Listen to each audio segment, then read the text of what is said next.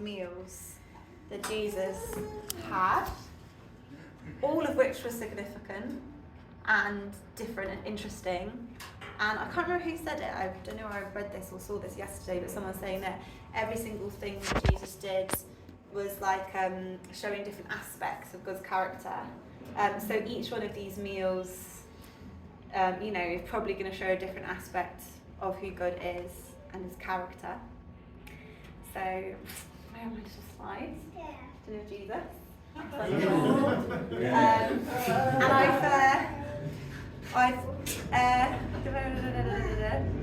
So if you go on to the next slide, I always have to chuck in an AI image. This is actually made by Midjourney, and it's Jesus, a selfie of Jesus. That's what he looks like. But there's only 10 disciples, which I thought, ooh, rogue. I know Judah shouldn't be in there, but I was like, who's the other one who got chucked out? It's just late. Yeah, so I thought that's quite funny. Are there two Jesuses? Yeah, there is. Oh, what, Jesus there? Yes. Yeah. Oh. No, Okay. that's another disciple. That must be that's Yeah. not the disciple. It's a confident looking disciple. It's not one of these reasons. Yeah. And I just thought it's quite funny because, like when we think of some of the meals, we think, oh, they must have been quite serious, the communion and stuff. But there was probably a lot of laughter, Sonny! Oh, well done. Hey, Lily. Right. Hey, Levi. No.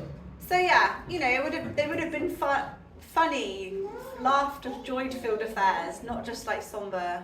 We eat. So I just thought I'd chuck in an AI image because I like to do that. So if we go on to the next slide, the meal that we're looking at today is the meal when Jesus met Matthew, the tax collector, also known as Levi, two different interchangeable names. Levi, another Levi. And it's when he went back to his house and ate with him. So, Joy, can you read it out? Yeah. Passing along, Jesus saw a man at his work collecting taxes. His name was Matthew. Jesus said, "Come along with me." Matthew stood up and followed him. Later, when Jesus was eating supper at Matthew's house with his close followers, a lot of disreputable characters came to join them.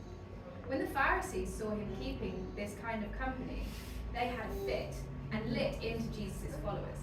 "What kind of example is this from your teacher, acting cozy with crooks and misfits?" Jesus, overhearing, shot back, "Who needs a doctor, the healthy or the sick? Go figure out what this scripture means. I'm after mercy, not religion. I'm here to invite outsiders, not coddle insiders." Let's read it. Alex, can you read it again? Just a double whammy. Oh yeah. Passing along, Jesus saw a man at his work collecting taxes. His name was Matthew.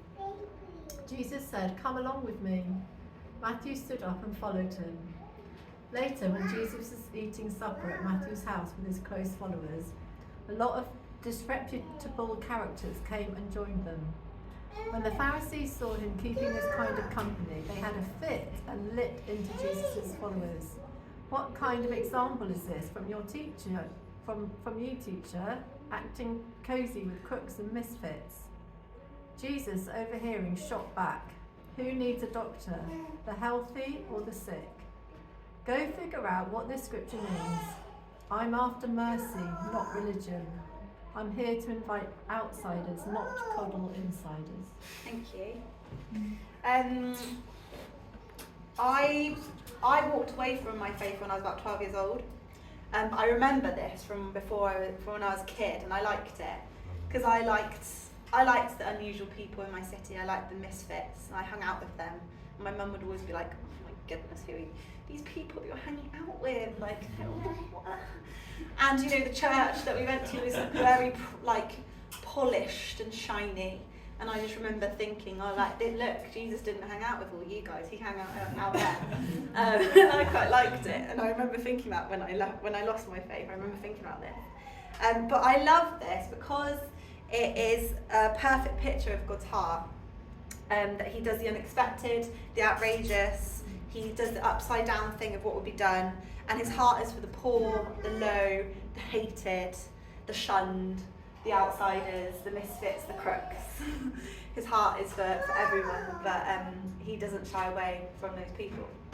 So this is the meal that we're looking at today, and there's a few challenges in this. It's quite a challenging thing for some people, and it might also be quite hopeful for other people.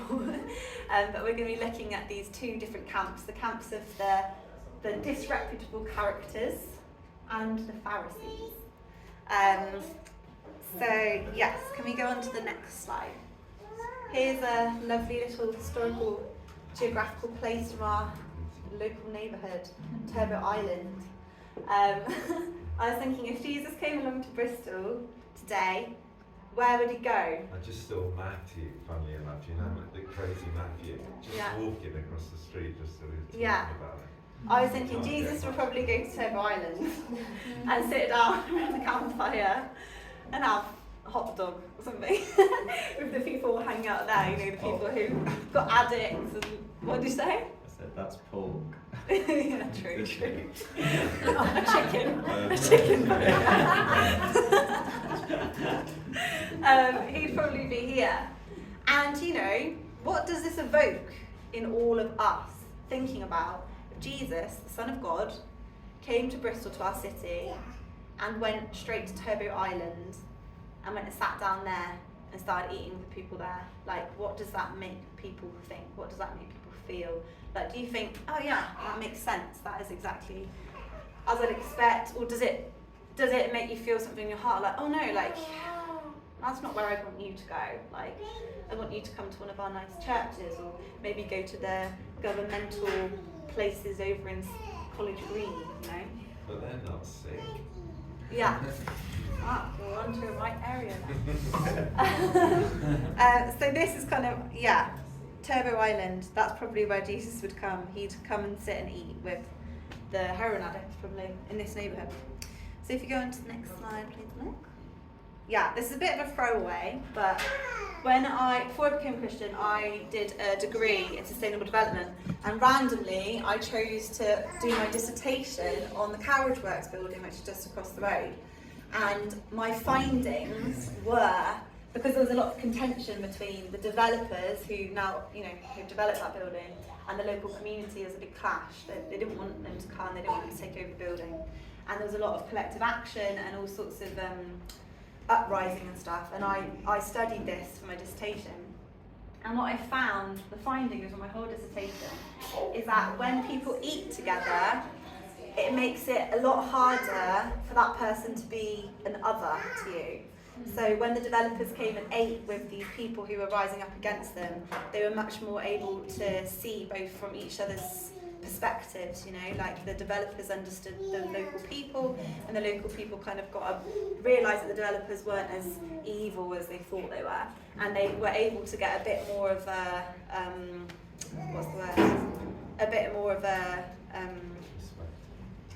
Common understanding. Yeah, common understanding, and the contract was a bit more lenient towards what we were asking for. So I think there's some social housing, and there's supposed to be like shops that were cheap, but I mean, I don't know. Having said this, I think some of these things have actually been chucked out. But at the time, it was like, you know, they were a bit more lenient. So it's just a thing of thinking, like, eating is a powerful thing. Like, when we eat together, you realise that someone who you think is maybe really different from you, or you struggle with, actually, we're both humans, you know, we both kind of got a spirit, we can connect, and when we eat together, it's powerful. So just to bear that in mind, you know, that throughout this series, that this whole, like, this ritual of eating together is a powerful thing, and that's why it's going to be nice afterwards to have some sleep together, if you guys can stick around. Okay, so next slide, please, Nick. So, what can we learn from this this meal that Jesus did? I put here, everything that Jesus did was intentional, you know, like every single thing he said, everyone he spoke to, everywhere he went, it was all intentional. It all had, he knew that everything that he did was going to be talked about for a really long time, and studied and looked at. A lot of the stuff that he did was fulfilling all the prophecies in the Old Testament. So it's like everything he said was intentional, and this meal was intentional. He did this very intentionally. He chose to go with Matthew to his house. He chose to sit down with these disreputable characters, and he knew that the Pharisees would come and see him and knew what they would say. So, yeah, just kind of thinking like who he chose to eat with on that evening was very intentional. If you go on to the next one.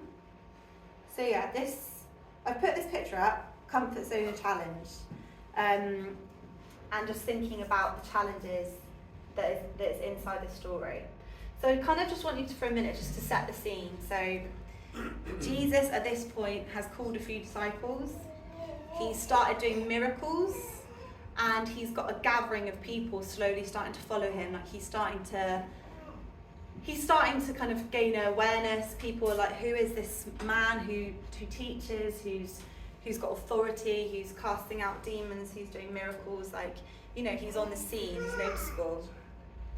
And then he goes to Matthew, who was a tax collector.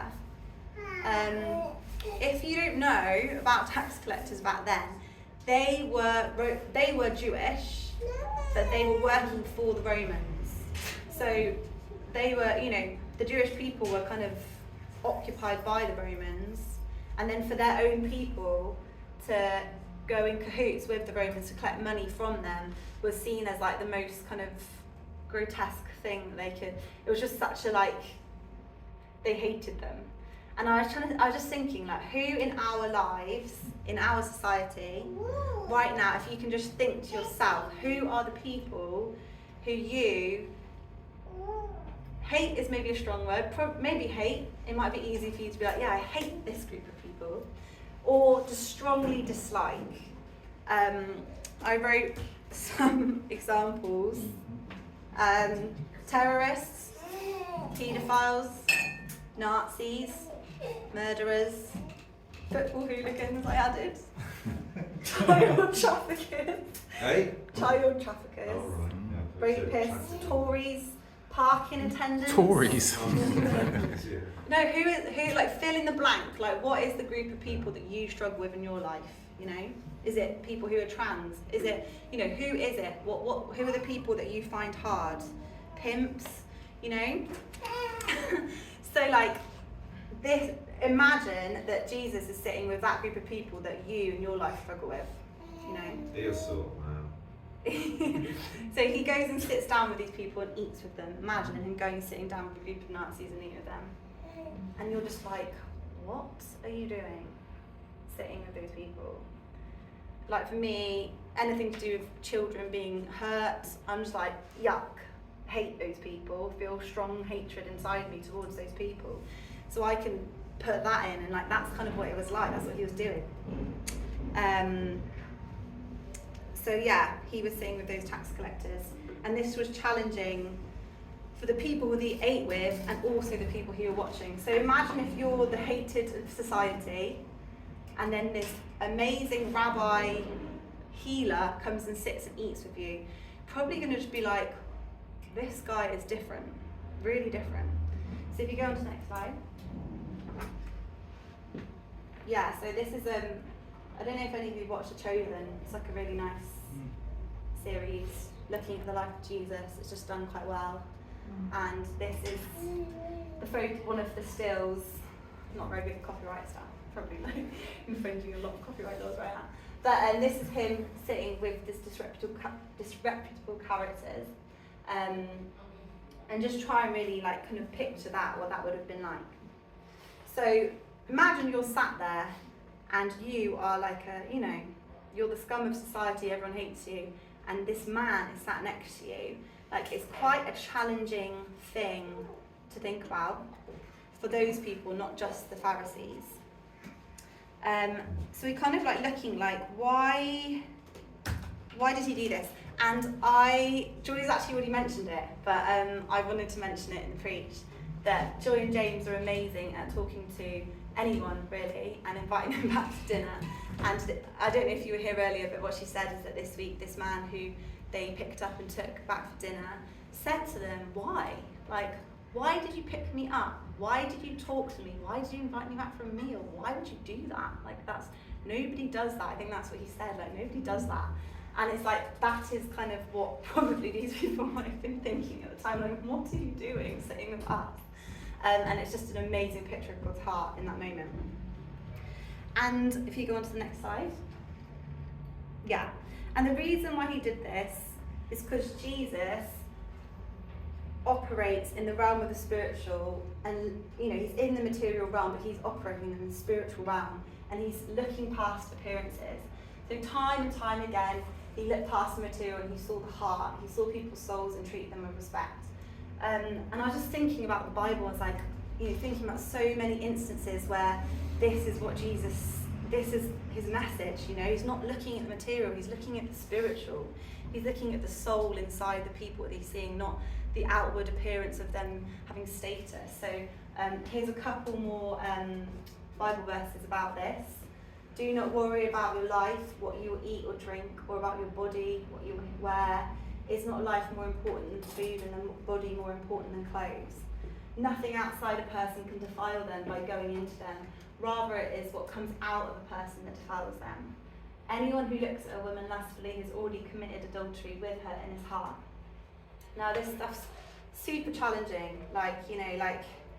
I'm a big clothes person. And the other day we went, a bunch of us went to Keynsham, charity shop shopping. And I remember feeling like a little kind of gannet, like going through all the clothes as much as I could, and then quickly going before Esme could get there, going to the next shop. And I was just going through them, and I've got so many clothes, I don't know what to do with my clothes, I've got too many clothes. And I felt yucky, and Caleb and Mark were outside enjoying the sunshine, talking to strangers on the street, and I was there gathering as many clothes as I could, and food. I just get so preoccupied with food, I'll be like, I will muscle people up, I've got that inside me, I know it. And also all sorts of this stuff, about kind of, he looks past appearances and looking past the spiritual, like he's looking past the material, and like this is challenging to us, where in our lives are we really caught up in the material world, Is it kind of, status? Is it our jobs? Is it all those things? Like where are we really caught up in this and really just obsessed with this material world? I know for a fact that I'm very much, this is a challenge to me, and it's something for us to think about, as we go into the week, So just to think about that for a minute. Slide 9. So some of the other moments when this happened in his ministry was the woman at the well, when Jesus kind of went and he saw past what she was presenting, he knew her. The woman giving one coin outside the temple, he was like, she's only giving one coin, but I know what her heart is like. And Mary's intention of blessing him with the oil, when she was pouring the oil over his feet, he saw her heart. And the rich man who couldn't commit, so the rich man who just left because he was just too caught up in that stuff, like he's operating in the spiritual realm, and as Christians are like, that's more our home, Where can we start kind of becoming a bit more a foot in the spirit rather than the material? And it's hard when we're living in a society where it's all about consuming, consume. Sometimes if I'm not consuming, I'm like, what am I doing? What? Do you know what I mean? Gosh, I'm not consuming. Getting consumed. Yeah. He saw past status, fame, popularity, beauty, words, actions. So when he ate with the sinners, he saw their hearts. They were open, they were humble. And he saw the soul within their bodies, and was much more concerned with the inside than the outside. So this whole instance of Jesus eating really highlights this to us. That he's not about the Pharisees and their status and stuff like that. He's literally just about people who were open to him, and he really came hard against these people who were religious. So this has got a lot of stuff in it about mercy and grace and religion, as it says in the beginning. Can you go to the next slide? So with this in mind, actually go back one. Yeah, with all this in mind, you know, we can all kind of in some way probably relate to this. If you go to the next slide. Yeah, so we can all relate to this, you know. Anger, jealousy, hatred, impatience, lust, meanness, gossip, sarcasm, lying, self-importance, insensitivity, selfishness, shame, fear. These are all things that are inside of us, you know, they're inside. And like me and Mark were talking about this, planning this yesterday, and I was trying to think, you know, the Christians who've been Christians a long time and don't have these obvious things like what Nick was saying earlier, you know, he's not obviously going out and killing a load of people and stuff. It's more like the stuff that's a bit more subtle, you know, self-importance, self-righteousness, those things, the subtler things that we might not go as noticed. They're all coming from the inside of us, they're not on the outside. So with this in mind, you know, aren't we all sick? Aren't we all in need of a doctor? And so we can, even though it might seem mad, we can put ourselves into that circle and be like, yeah, I'm probably one of the people who would be sat with Jesus, you know? And it's like being aware of that, being aware of the fact that we do need a doctor, no matter who we are, which is cool because it gives us hope. It gives us hope that he went and sat with those people, no matter how ugly the inside of you is, or how many of these things really, you know. And you know what? Like every time I preach, it always happens. The week before I preach, I get completely humbled by the things in my week because I am not someone standing up here who's got it all together. You know, this week I really struggled with anger, and I really I just blew up, and I was like, oh. I thought I was getting something of this, and it's like, you know, I'm not standing here saying that I'm 100% in this crew, and it's hopeful for us because Jesus would sit with us. Jesus would sit with all of us. So, you know, if you're feeling right now like you are definitely in that group of tax collectors, then that is good because he's going to sit down with you for sure, and he loves you. So this is a challenge. It would have challenged their opinion of themselves, you know, having been sat there and this man sitting with you, that was challenging to them. And it would have challenged their low self-worth, it would have challenged their shame, their guilt. And Jesus, at times when he went and interacted with these people, they were instantly changed.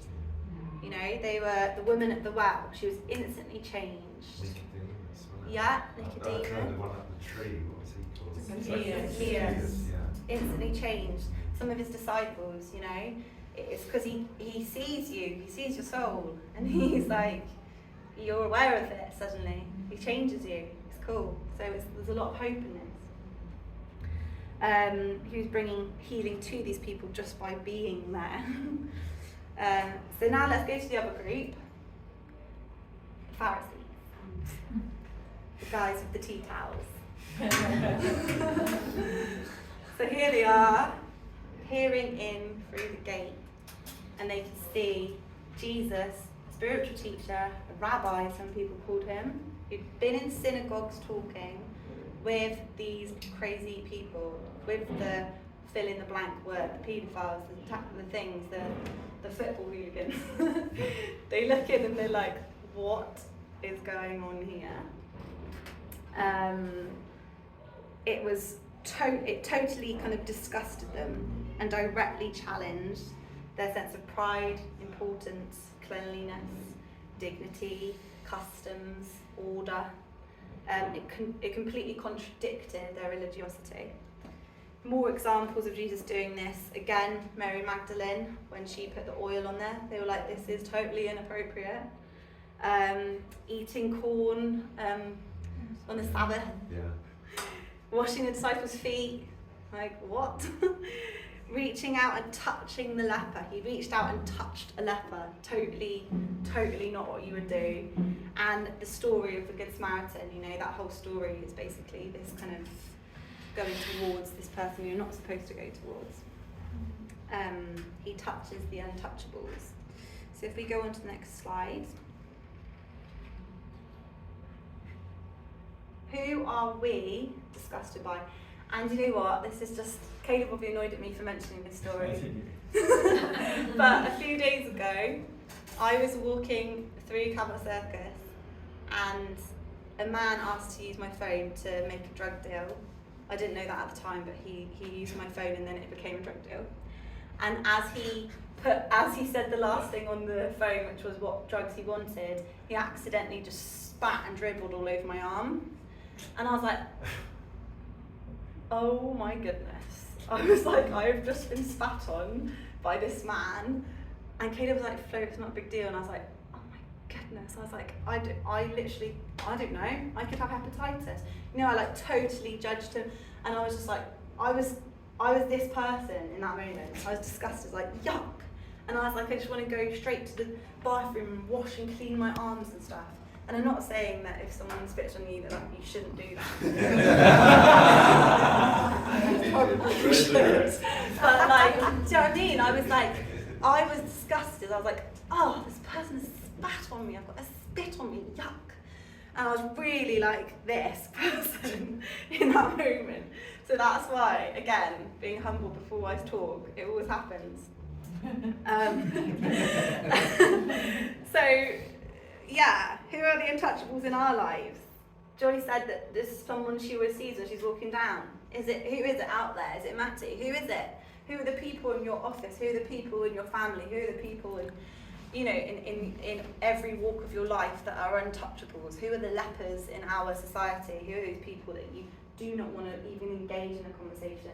And the other day, like Caleb and I were coming down the back of here, and I saw someone down in the stairwell just shuffling around, and I thought, oh no, I've got to get down there. And I was like, excuse me, I was like, what are you doing down there? Like, you know, you can't really be down there taking heroin.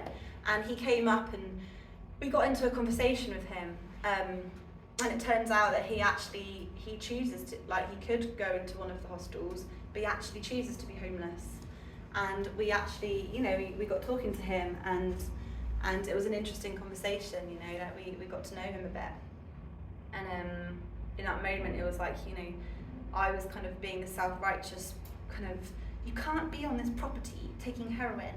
And then it turned out we changed it all around, you know, and actually he was a great person, and I'm really glad that we spoke to each other and connected, you know. So I'm just asking you, who are the untouchables in your life? Who do you cross over the road from? Who do you look away from? Who do you brush the dirt off, you know? And that is a question for us now in our lives, to be like, really, who are those people?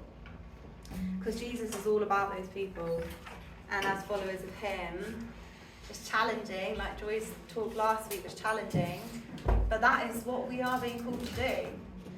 And I remember a conversation with Greg like last year about a family moving to Bristol with their children, and we were talking about them moving into the corner of Grosvenor Road where there's recently been 2 murders, you know, a friend of mine's been attacked there, it's a rough place.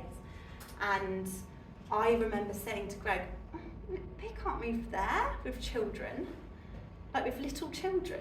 And Greg was like, what? Greg kind of was like, what are you talking about, Flo? Like, and convicted me in that moment, you know. And I was like, oh yeah, I've got it wrong. I was just looking at the material, you know, like actually, why wouldn't you move there with a family when you're Christians, when you're spiritually powerful people, you know? We are called to these places. We are called to the rough places, the dirty places, the hard people. And it's a challenging thing, it is, because it takes time and it's difficult and it costs us money and it all those things, you know. But we are called to those people. Challenges our sense of safety. We could be publicly embarrassed even by talking to someone. I don't know if you've ever felt like that. sometimes I've been like, if there's someone who's like, I'll admit, like sometimes I'll be like in the centre of town, and there might be someone there who's, you know, annoying everyone, and I think, oh, I'm not going to talk to them because everyone else will think by association, why is she entertaining that? But actually, I mean, that's not what Jesus is doing here. In this, Jesus is literally going to the person sitting down and eating with them. So yeah, it's the challenging thing that he did. If you go on to the next one. Yeah. So I was just thinking about sort of the modern day saints, kind of people who have really gone there with this. Mother Teresa, Jackie Pullinger, Yeah, I was thinking Jackie Pullinger. Heidi Baker, Shane Claiborne, you know. And I'm from Gloucester, and my dad's got a friend, and he's the verger or something, someone who like looks after the cathedral. He's there at night, and he will literally go at night time, sometimes when he's there on shift, and open the door and let all of the homeless people come and sleep in the cathedral, you know. And he'll just let them use the toilets in the night and have them all sleeping on their sleeping bags in this massive cathedral. And he's just this lovely man who is just like that, who's got a heart, and is just whatever space he can, whatever thing he can do, he does. And so, you know, unknown people, countless people who aren't the Mother Teresas of the world, who are like living what Jesus is living, you know, really amazing, kind, open, giving, selfless people. So that's another kind of challenge to us, like where are we holding back a bit, you know? Where are we just doing more about the material world and what we can get from the material world, you know? And where can we be like Jesus in this moment? So that's kind of one of the challenges. He said at the end of the verse, I'm after mercy, not religion. So, you know, thinking about cultivating fearlessness, because actually one of the things that might hold us back could be could be fear, you know. Like as a woman, sometimes that for me is a thing. I'm like, oh, if I can talk to this person, then will it put me in danger, you know? I mean, be wise, but be brave. Like Joy has been brave recently, like going and talking to these people. So what can we do? We could like talk to someone on the street who we normally ignore. We could mix with people who are different from us, you know. Look past appearances. We could really pray this week, Lord, help me to see past appearances, you know. Help me to really think about the spirit, your realm, the kingdom realm, and actually that every single person we meet has actually got a soul in them, no matter what they look like, what they're doing. And yeah, just thinking about the two different groups. What parts of ourselves need a doctor? Where do we feel like we are beyond help? It might be that some people sitting here now feel like there's certain parts of them that are just beyond a doctor or being helped.